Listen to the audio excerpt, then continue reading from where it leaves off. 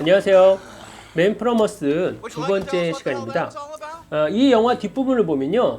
이제 존이라고 하는 주인공이 자기가 예수다라고 얘기를 하면서 자기 이야기가 헤라클레스 이야기를 베낀 것이다라고 하는 고해성사 비슷한 것을 합니다.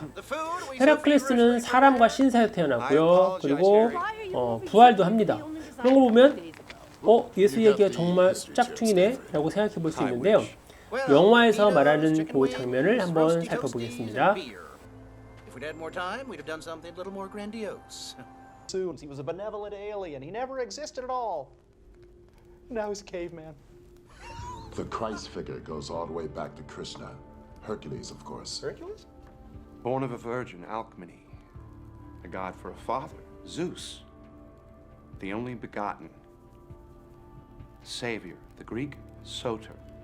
The good shepherd, the prince of peace, bringing gentle persuasion and divine wisdom.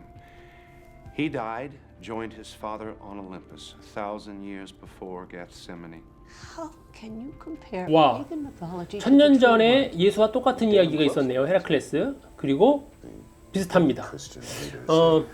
이런 이야기는 한번 헤라클레스를 기록하고 있는 그리스 신화에서 어떻게 기록이 되어 있는지 살펴보는 것이 가장 좋습니다.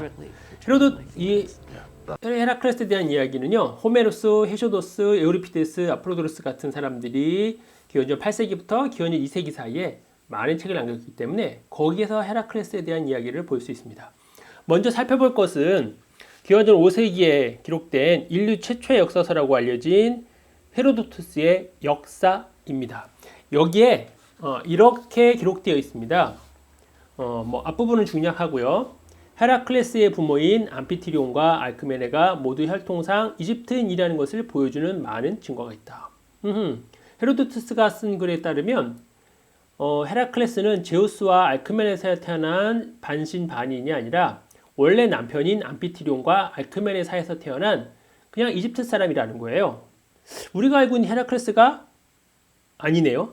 또 한 명 있다는 겁니다. 그리고 또 다른 장면에서 이렇게 얘기를 합니다. 그들은 불사의 신인 헤라클레스에게 제사를 바치며 그를 올림포스 신으로 불렀으나 한 사람의 죽어야 할 영웅인 또 다른 헤라클레스에게도 봉헌물을 바쳤다. 자, 헤로도투스가 뭐라고 얘기합니까? 불사의 신인 헤라클레스가 있고, 그죠? 또 한 사람은 그냥 일반 사람인 헤라클레스가 있다는 거예요. 그러니까 헤라클레스가 한 명이 아니라 두 명입니다.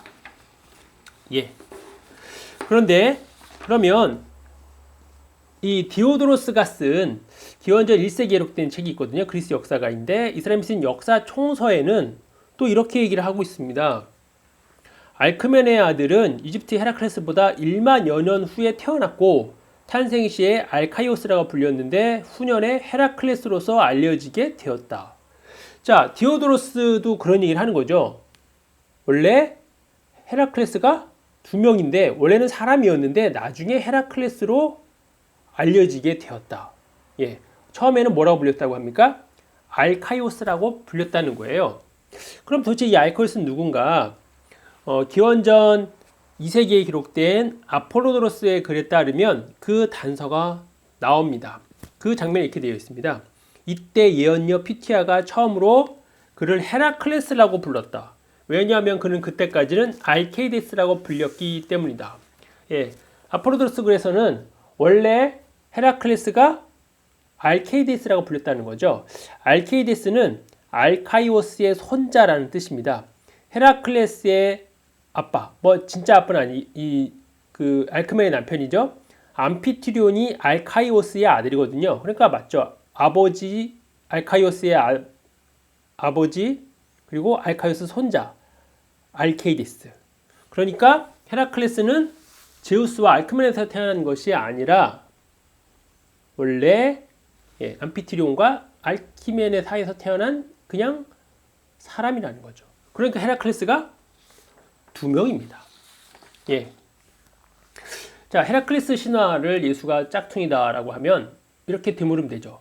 어떤 헤라클레스? 예. 그럼 사람들이 깜짝 놀랍니다. 헤라클레스가 한 명이 아니야? 예, 한 명이 아니라 두 명입니다. 그러면 논쟁을 좀 쉽게 하기 위해서 그냥 우리가 잘 알고 있는 제우스와 알크메네에서 태어난 반인, 반신 이야기를 한번 중점으로 해서 그럼 그 이야기는 예수랑 얼마나 비슷한지 한번 살펴보겠습니다. 제우스가 알크메네를 사랑해서 그의 남편 암피티리온 모습으로 변장해서 알크메네와 잠자리 갔습니다. 이렇게 태어난 인물이 바로 헤라클레스입니다.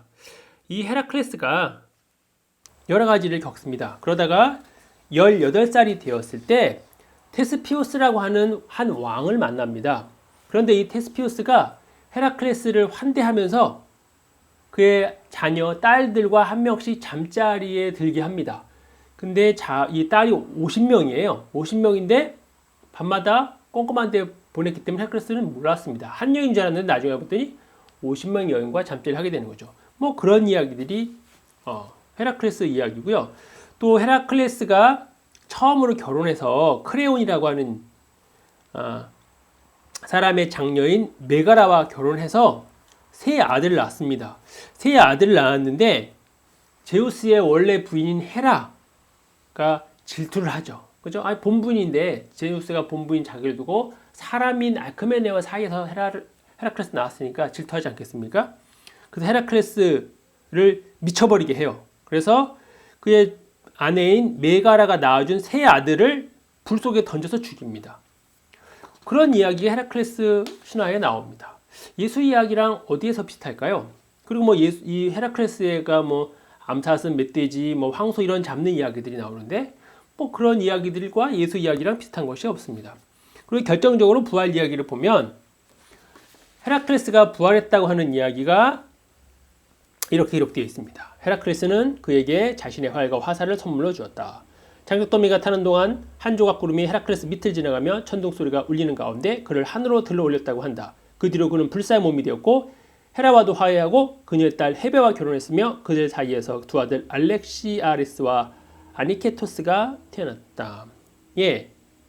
예수의 죽음과 부활, 헤라클레스의 죽음과 부활이 비슷합니까? 그냥 부활했다라고 하는 그 부활 낱말만 들으면 비슷하지만 내용은 전혀 같지 않습니다.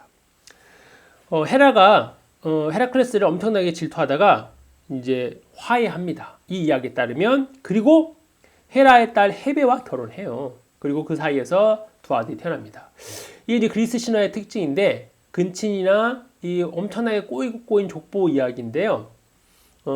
적어도 신과 비슷하거나 신이거나 이런 인물들은 보통 사람들과 달라야 했죠. 다른 것이 당연한 겁니다. 그것이 뭐 윤리적으로 도덕적으로 이상한 것이 아니라 그냥 그 시대 사람들이 봤을 때는 신은 윤리와 도덕을 무시해도 되는 존재거든요. 그러니까 헤라클레스가 이렇게 행동하는 것이 아무런 문제가 안 됩니다. 그런데 성경에 나오는 예수는 어떻게 행동합니까? 그도 신의 아들이다라고 말했지만 이렇게 헤라클레스처럼 황당하게 행동하는 것은 어디에도 없습니다. 또 매우 이상하게 말하는 것도 어디에도 없어요. 산상수훈을 보거나 복음서에서 나타난 예수의 언행을 쭉 살펴보면 헤라클레스와 전혀 같지 않습니다. 그러니까 신의 아들이라고 하는 면에 있어서는 같지만 그가 어떤 면에 있어서 어떤 행동을 하는지는 헤라클레스와 같다고 할 수 없죠.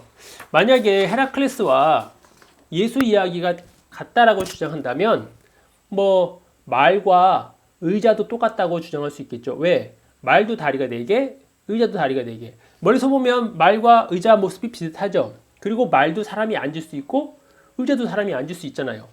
똑같네요. 그러면 만약 그 똑같다고 주장한다면 헤라클레스와 예수 이야기도 똑같다고 인정할 수 있을 겁니다. 뭐 이런 이야기들은 그러니까 이 신화 같은 이야기와 예수 이야기 비슷하고 할 때는 그 신화를 직접 갖다 놓고 복음서와 차근차근 비교해 보면 그 진위가 금방 알려집니다. 그런데 이 맨프로머스는요 영화적으로는 정말 잘 만들었습니다. 아주 그 스토리가 잘 되어 있고요. 그 논리적으로 사람을 끌어가는 힘이 아주 강합니다. 그리고 이제 뒤편에서는 엄청난 또 놀라운 반전이 있어서 이 영화가 더 설득력 있게 그렇게 마무리를 하는데요. 내용은 말이 안 되지만 이 맨프로머스를 끌어가는 그 스토리와 편집 기술은 정말 아주 배울만 하고요. 그리고 그렇기 때문에 영화는 정말로 재미있습니다. 한번 꼭 보시면 좋겠습니다. 감사합니다.